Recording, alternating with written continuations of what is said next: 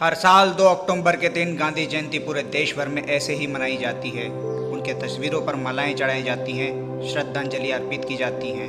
वहीं अगर हम देखें दूसरी ओर, उनके नाम को बदनाम करते हुए इस तरह के शरारती पोस्ट बनाए जाते हैं, चुटकुले बनाए जाते हैं, इंस्टाग्राम और फेसबुक पर मीम्स बनाए जाते हैं। कुछ गिरे हुए लोगों का इससे भी पेट नहीं भरता तो वो लोग गांधी को गालियाँ देने लगते हैं। क्यों करते हैं भाई लोग ऐसा? क्योंकि वो जानते नहीं है गांधी के बारे में। 4 लोगों की गलत पोस्टों को पढ़कर 10 लोगों के मुंह से भ्रांतियों भरी बातों को सुनकर बिना कुछ जाने बिना कुछ सोचे किसी पर लाल चल लगा देना बहुत ही आसान काम होता है। कई साल तक कड़ी मेहनत करके इतिहास पढ़ना और समझना और उस वक्त की जटिल परिस्थितियों को समझना बहुत ही ज़्यादा कठिन भरा काम है। गांधी जी के बारे में आधुनिक भारत के इतिहास में पढ़ने को मिलता है और इतिहास को तो पहले ही बोरिंग सब्जेक्ट का टैग मिल चुका है।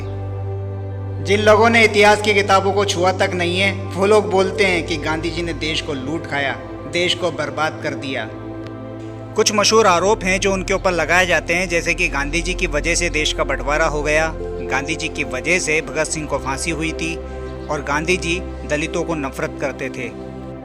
तो आज की इस वीडियो में हम इन्हीं एलिगेशंस के ऊपर बातें करेंगे। तो नमस्कार दोस्तों, मेरा नाम है अनिल कुमार जाटव और आप लोग देख रहे हैं इन्फॉर्मेटिव एवरीथिंग यूट्यूब चैनल।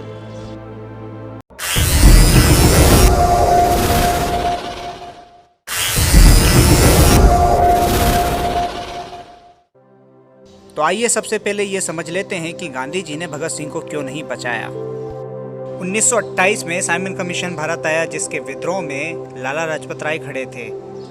उस विद्रोह में लाला लाजपत राय इतनी बुरी तरह से घायल हो गए अंग्रेजों के हाथों कि उनकी मृत्यु हो गई। लाला लाजपत राय भगत सिंह के गुरु समान थे, इसलिए उन्होंने सैंडर्स को मारकर उनकी मौत का बदला लिया था। यानी कि सैंडर्स को भगत सिंह ने 1928 में मार दिया। इस घटना के कुछ समय बाद बटुकेश्वर दत्त और भगत सिंह ने असेंबली में बॉम्ब मारा और खुद को अंग्रेज सरकार के हाथों सरेंडर करवा दिया। असेंबली में बॉम्ब फेंकने वाला केस चल ही रहा था कि सैंडर्स का मौत का केस एक बार फिर से ओपन होता है, जिसमें बटुकेश्वर दत्त को काला पानी की सजा होती है और राजगुरु सुखदेव और भगत सिंह को फांसी की सजा होती है। भगत सिंह की फांसी के कुछ दिनों पहले गांधी जी और उस वक्त के वायसराय लॉर्ड इरविन के बीच में एक समझौता साइन होता है, जिसे गांधी इरविन पैक्ट के नाम से जाना जाता है। इस समझौते को सविनय अवज्ञा यानी कि सिविल डिसोबीडिएंट मूवमेंट का दी एंड भी माना जाता है। इस आंदोलन के दौरान डांडी मार्च निकाली गई थी, यानी कि डांडी यात्रा निकाली गई थी, जिसमें कई सारे लोगों को गिरफ्तार कर लिया गया था। महात्मा गांधी सहित उस वक्त के नेताओं ने डांडी मार्च के दौरान बहुत सारी लाठियां खाई थी अंग्रेजों की। उस वक्त नमक पर बहुत ही ज्यादा टैक्स लिया जाता था। इस समझौते के दौरान ही गांधी जी ने भगत सिंह की फांसी माफी के लिए अंग्रेजों से प्रार्थनाएं की थी, लेकिन उन अपीलों को अंग्रेजों के द्वारा ठुकरा दिया गया। इसके बाद भी पत्र लिखकर गांधी जी ने फिर से अपील की थी, लेकिन कोई भी फायदा नहीं निकला, क्योंकि भगत सिंह ने एक अंग्रेज अधिकारी सैंडर्स को मारा था। इसके अलावा भगत सिंह की केवल एक आवाज पर ना जाने कितने युवा देश भर के अंदर खड़े होने लगे थे, यानी कि उनकी बातों का असर युवाओं पर डायरेक्टली पड़ता था। अंग्रेज तो भगत सिंह से खुनस खाकर के बैठे थे, क्योंकि उसकी वजह से ना जाने कितने भगत सिंह देश भर में पैदा हो रहे थे, तो भगत सिंह को तो मरना ही था। कोर्ट उनकी, फैसला उनका, जज उनका, वकील उनका, तो फैसला हमारे फेवर में कैसे हो सकता था? उस वक्त केवल हमारे हाथ में अपील करना था, जो गांधी जी ने की थी। इस पत्र को आप देख पा रहे हैं, ये वही पत्र है जो भगत सिंह ने अपनी मौत के 20 दिन पहले लिखा था। इस पत्र के अनुसार उन्होंने अपनी मृत्यु खुद ही निश्चित कर ली थी, वो किसी के रोके रुकने वाले नहीं थे। इससे मिलिए, यह है जय गोपाल, हिंदुस्तान रिपब्लिक एसोसिएशन का मेंबर। इसने भगत सिंह, सुखदेव और राजगुरु के खिलाफ कोर्ट में गवाही दी थी। यह सरकारी गवाह बन बैठा था। इसके ऊपर कोई भी लालचन नहीं लगाए जाते। क्यों? क्योंकि इससे कोई राजनीतिक मुद्दा नहीं बनता है ना। हमारी कमजोरियां और मजबूरियां उस वक्त भगत सिंह, राजगुरु और सुखदेव को ले डूबी, उन्हें फांसी हो गई। गांधी पर अगला आरोप पार्टीशन का लगाया जाता है, जो कि एकदम बेबुनियाद है, जिसका कोई भी मतलब, कोई भी सेंस नहीं बनता।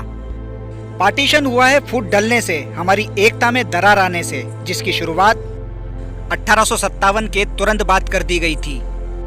1857 में अंग्रेजों ने हमारी यूनिटी देख ली, हिंदू और मुसलमानों का एक हो जाना देख लिया, जिनको अगल कराना उस वक्त बहुत ज्यादा जरूरी हो गया था उनके लिए।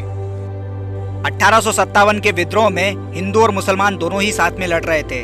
वाजिद अली, मंगल पांडे, रानी लक्ष्मीबाई, नाना साहिब और बहादुर शाह जफर जैसे बड़े लीडर आपस में एक साथ होकर के लड़ रहे थे। खाली दक्षिण भारत छूट गया था।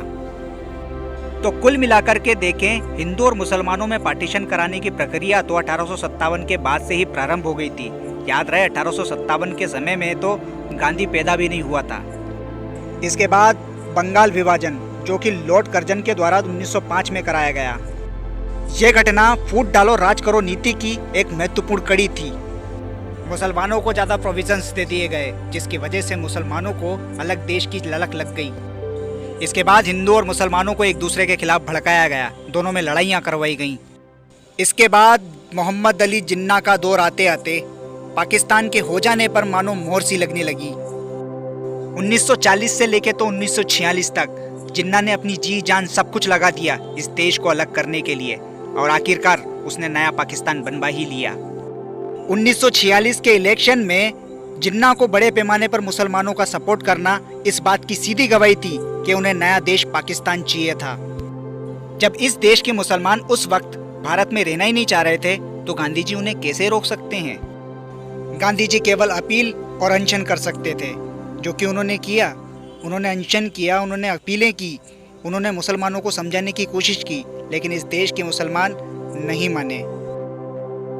1944 से लेकर तो 1947 के मध्य तक जिन्ना की पाकिस्तान बनाने की चाह और भी ज़्यादा मजबूत हो गई। 1944 और 46 के बीच में देश भर में सांप्रदायिकता के दंगे कराए गए, हिंदुओं को काटा गया, मुसलमानों को काटा गया, और डायरेक्ट एक्शन डे जैसे दिन भी इस देश ने देख लिए। 1942 का स्क्रिप्ट मिशन और 1944 का CR फॉर्मूला, ऐसी ना जाने कितनी कोशिशें थी जो पाकिस्तान को बनने से रोकने के लिए की गई थी, लेकिन कोई भी काम की नहीं निकली और आखिरकार पाकिस्तान का बंटवारा हो ही गया। 15 अगस्त 1947 को जब पूरा देश पूरी आज़ादी का जश्न मना रहा था, तब बंगाल के सांप्रदायिकता के दंगे अकेला एक ही व्यक्ति निपटा रहा था, वो था राष्ट्रपिता महात्मा गांधी। गांधी को अगर इस देश का बंटवारा कराना था तो इस देश को राष्ट्रवाद का पाठ कभी नहीं पढ़ाता। इसके अलावा वो देश के अंदर राष्ट्र आंदोलन भी कभी लेकर नहीं आता। गांधी के पास बहुत सारी डिग्रियां थी, चाहता तो कहीं भी जाकर के विदेश में सेटल हो जाता, लेकिन नहीं, उसको तो देश में ही आना था। 1 साल भी जिंदा नहीं रहा इस आज़ाद हिंदुस्तान में।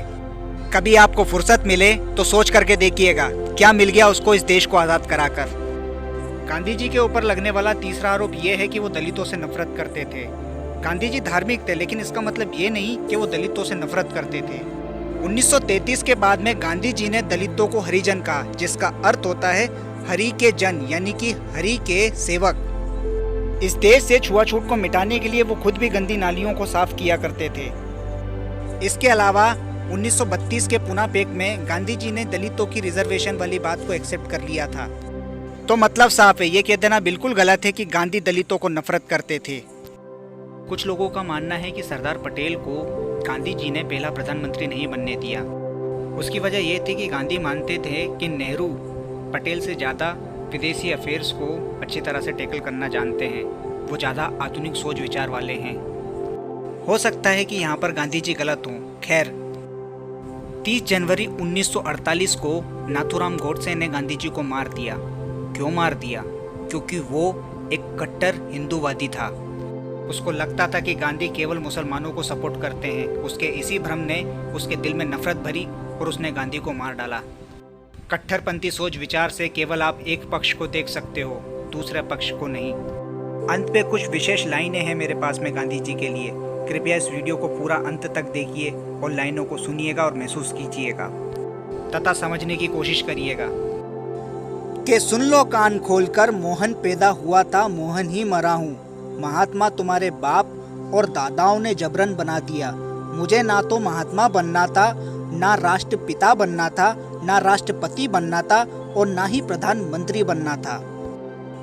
हाँ, तुम्हारे बाप और बूढ़ों ने जो प्यार दिया, जब वो बापू कहते तो बड़ा भला लगता कि सब मेरे बच्चे हैं, मेरी जिम्मेदारी है। जब सारा देश बापू कहने लगा तो किसी ने उत्साह में राष्ट्रपिता के डाला, मगर मैं तो मोहन था, और मोहन ही रहा। सुनो, तुम्हारे बाप बूढ़े मुझे नेता कहते थे, मगर मैंने कोई भी चुनाव नहीं लड़ा, चुनावी तस्कीर मैंने नहीं की, कोई भी वादा नहीं किया, कोई भी सब्सिडी मैंने नहीं बांटी। मैं तो घूमता था दोनों हाथ को पसारे, मांगता था बस प्रेम और अमल की शांति और एकता।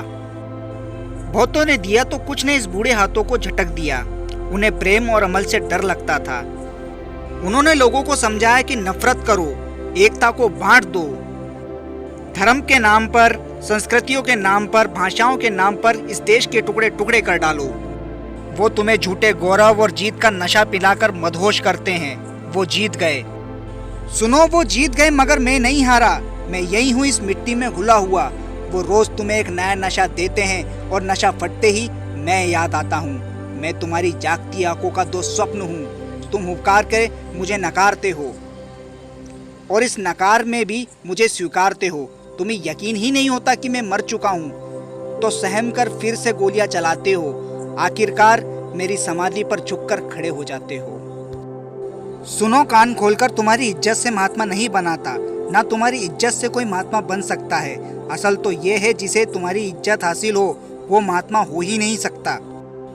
तो सुन लो कान खोलकर, तुमको और तुम्हारे बाप बूढ़ों को पीले चावल बेच के मैं राजघाट नहीं बुलाता। श्रद्धा से भरी अंजलि ना हो तो श्रद्धांजलि लेकर मत आना। मोहनदास करमचंद गांधी का नाम तुम्हारी झूठी श्रद्धांजलि का मोहताज नहीं। धन्यवाद। दोस्तों, यदि हम किसी को सम्मान नहीं दे सकते तो हमें उन्हें अपमानित करने का भी हक नहीं है। मैंने इतिहास की दृष्टि से इतिहास का सहारा लेकर के बापू के खिलाफ जो भ्रांतियां चलती हैं उन्हें क्लियर करने की कोशिश की है। मेरा उद्देश्य केवल और केवल इतिहास की बातों को सही तरीके से पेश करना है। यदि आपको मेरा काम पसंद आता है तो आप मेरी वीडियो को सपोर्ट करके लाइक और शेयर और सब्सक्राइब कर सकते हैं। धन्यवाद।